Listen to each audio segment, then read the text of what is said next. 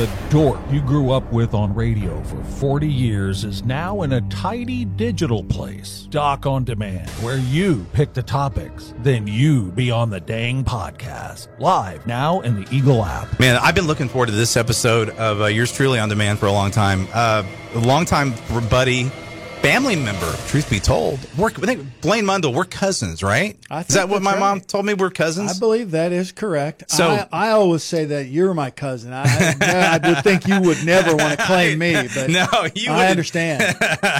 No, anyway, Blaine Mundell, longtime buddy. We have so many stories to tell. Let's actually go back to the beginning. I want to talk about a group that you and Michelle have started, Random Acts of Continuing Kindness, right? That's correct. Yeah. So we'll get into that, but I also want to talk about you and I grew up together with playing baseball in Hannibal at Clemens Field. What was it? Was it Corey League back then when we first kind of started playing together? Was that we competed a lot back in those days, right? Yeah, it was Corey League.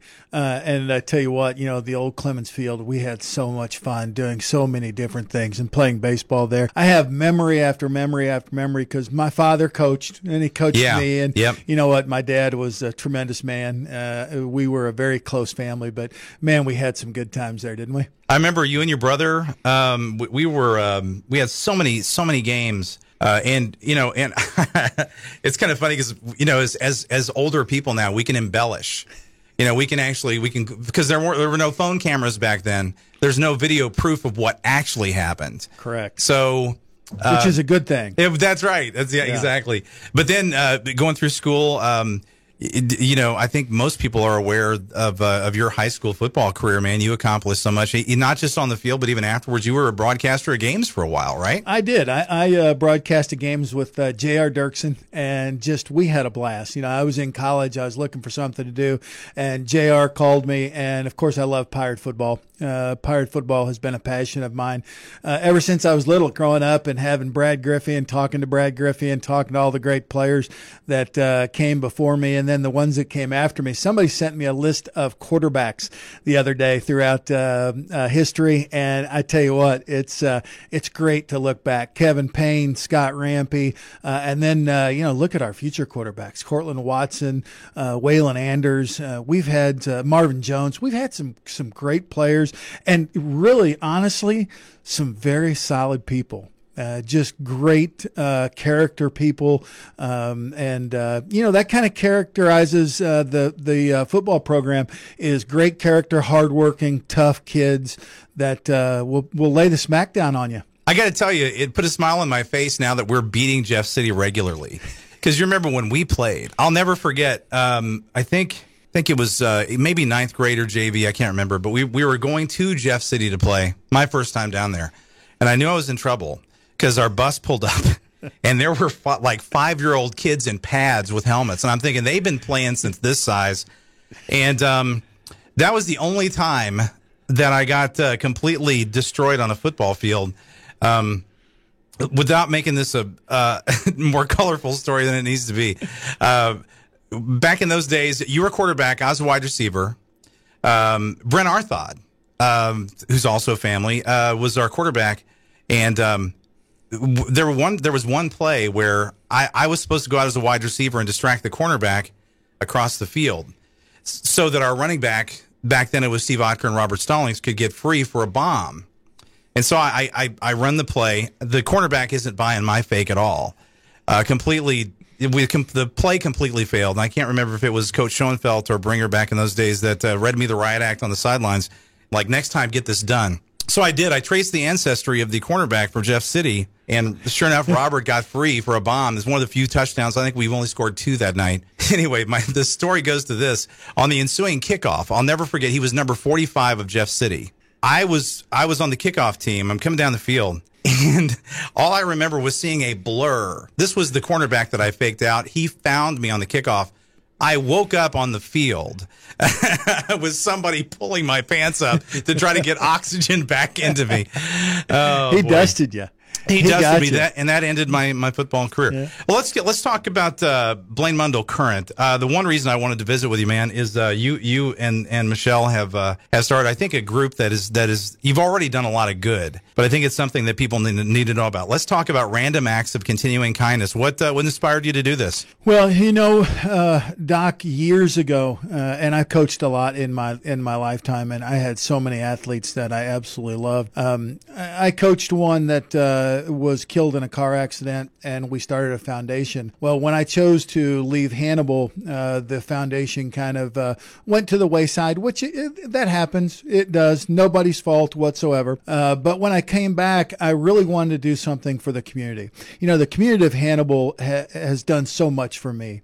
It has given me a great life. It's given me things that you can only hope for in dreams. And I really feel like our world needs a little kindness. Absolutely. It does. And it's just out, it really is traced back to my mom and dad. My mom, she loved to give back to people. When people say it's so much better to give than to receive, it's absolutely a fact. The things that we give away and the smiles that put on people's face, it's unreal how joyous it is for us. So what are some examples of things you've done so far? Well, we have done really all kinds of things. We have we put money on lunch accounts anonymously across the school district. We have taken meals to people. We have purchased meals at different restaurants for people. We've given away to essential workers that worked through the pandemic. We give away $100 tips.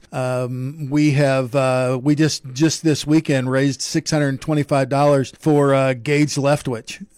Gage was he died at 22, and Nathan Munger was involved with the Gage Leftwich Memorial Run, and we raised some money for we do all kinds of different things. Really, I ask people, get on there and give me some suggestions. Tell me what you think, because we'll do it. Back when we had the foundation, and you talk about a guy that can't hammer a nail in. Yeah. That's me. I'm horrible with that. We put a roof on a house. Because the people had water running in, and I'll always say that Roger McGregor, because Roger McGregor is a fabulous man. Also, Roger McGregor helped me. Ron Greenwell helped me, and this is not about me. This is about the community of Hannibal. This is about a ton of people that have helped me so much. One thing that people really liked, I think, as much as anything, is cleaning up the Mark Twain mosaic. Yes, as we absolutely. I was going to ask you about that because I saw you and some other friends talking online that it had a lot of overgrowth, and you guys cleaned that beautiful thing up. It did. There's only 2 of those in the state of Missouri, and I have a little connection to this one. My uncle, Brad Sanders, was actually on the bucket line that put the rock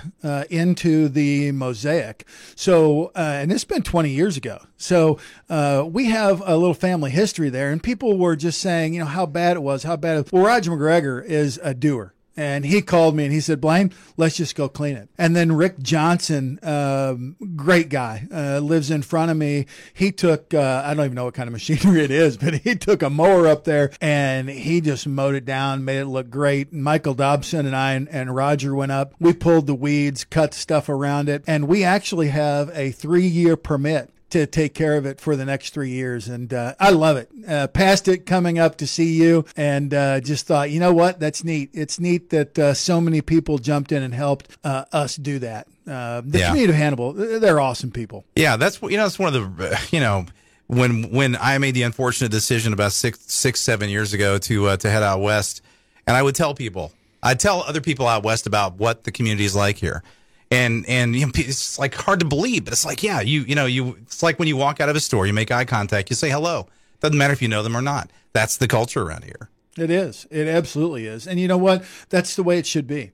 It does not matter. I will say, only thing that matters is what's in your heart. And that's absolutely a mantra of mine because, I love people. I'm a people person. I love giving back.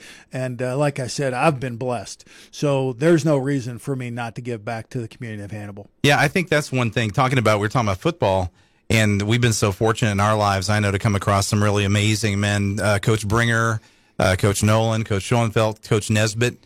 So many guys. I remember Coach Hill back in 8th grade. I'm not sure if anybody remembers Coach Hill in Hannibal, but so many great men that were great examples that I've carried things they've told me with me my entire life. That's true. I still stay in touch with Coach Nesbitt. He tweeted the other day because I talked to him just a little bit, and he tweeted to me that I was his first quarterback as a head coach, and I was telling him that I put him in the Hall of Fame, which is completely wrong because he's a great man, and Truman is they're doing great up there. Yeah, Coach that's Nesbitt's good for them. A great guy. My son actually goes to Truman, Alec, and he started some esports. The one thing that I regret in my life is telling my kids to get off the video games. They'll never take you anywhere. That was absolutely the wrong thing to say because it has grown. The esports programs have grown so much. It's just incredible. Yeah, it's good stuff. So many things I could talk about with you, Blaine. This could be the longest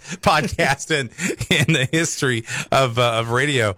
But before I let you go, well, let's talk about first of all with the random acts of continuing kindness. If somebody wants to get involved, you guys have a Facebook group. Is that all you have to do? Just join there. That's all you have to do. Just send me a friend request. I'll send it back to you. If you're not already a friend of mine, just get on the page and send and just request it. I'll make sure that I send out some invitations and things like that, and just get on the page. And if you have some ideas or you have somebody in need, if you have somebody in need, PM me. I've had people PM me before, and I look into it. Then we'll do all kinds of different things. And you know what? I always try to tell my group where our money is going because they want to know. Yeah, for sure. They want to know, and it's awesome. It's just an awesome thing that people have responded to. It's grown from, I think we're up to almost 400 or 500 members, maybe That's even terrific. more than that now. And, it's grown from just 0 to a thing.